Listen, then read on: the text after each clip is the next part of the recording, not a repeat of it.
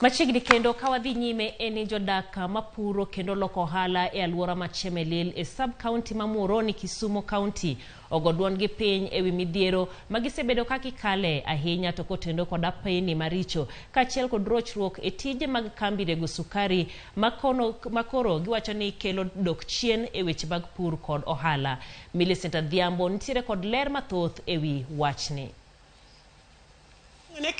Ndaro chung jondaro gi kan tiere kaka gitiyo neno ka ji nyalo ringo kon gi koni ka giomo gik moko kucho to jondara gi bende yudo kwanyo gik moko kuomgi. Wan war depend kuom Chemelil factory kichulo jotich wawinjo maber nikech wanyalo uso. Gisani an kaka desina marach kindu bei kabiro uso Chemelil. Okanyal uso rech katingo rech ma 10,000 ada uso juma achiel marach wichre ma puki to an gi nyithindo madhi sikul tachulo rent to an chiliel kaka nyalo konyora onge. Mago moko kuom ywak ewi midhiero ma osebedo ka othungo johala kod jopur ma Chemelil. Gino makoro giyango ni en achiel kuom okang' ma oseduoko piny kata mana rita makare e alwora no.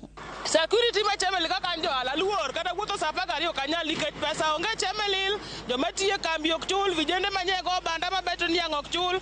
Mari miuso matinde chiro ne moneni nini go. Ni county government pia haitusaidii upande wa insecurity kwa sababu kuna lights kama hii light kubwa watu wa county government ndio wanadeal nao, lakini ambazo zingine mezima tunapiga ripoti wamenyamaza tu.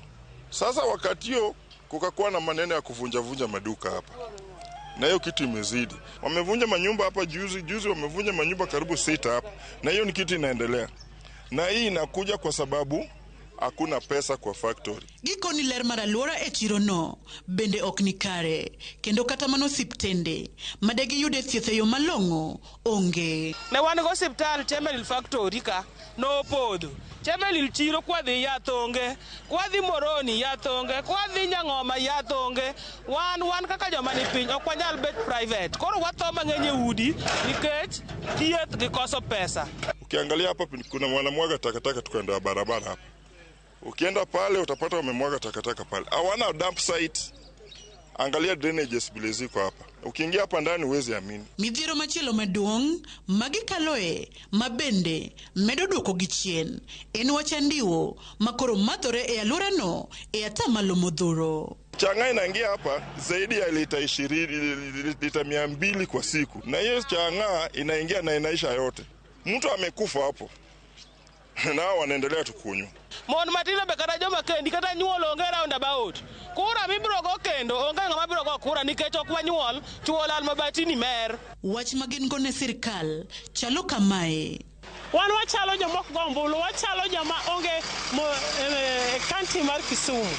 Ka county no biro ne wamor ni wabiro dhi maber, koro ka niang' odhi marach moloyo gik moko duto.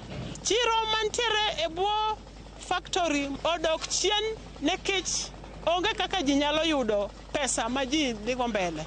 Wakwayo ni kandara inyalo los ndara to wayie ni Chemelil nyalo chako wuoth kendo gik ma onge wanyalo yudo kendo nyithindo nyalo dhi skul nikech ohala koro dhi mbele. Ne Ruto wacho gi team ne mar UDA ni ko bet president Mama Mboga man piny kaka an desini obro konya. Ok aneno kony mar Mheshimiwa Ruto. Koro koyie to time gima no wacho. Tumejua maisha imekuwa ngumu Kenya mzima, lakini kuna zile zingine zenye wanaweza kusaidia. Tunaomba watupatie reinforcement kwa upande wa security. Jopur gi johala ma Chemelil ni kod geno ni ponono apaya mawuok mamboleo kochomo miwani Chemelil nyaka Muhoroni obiro rumo weche pur kod ohala biro dhi malo. Bende ka piny owacho obiro chopo kwayo gi duto ma osebedo ka gore e lwanda ewi midhiero ma gisebedo ka gikalo e ndalo duto to Chemelil biro bedo kod lokruok makelo dongruok.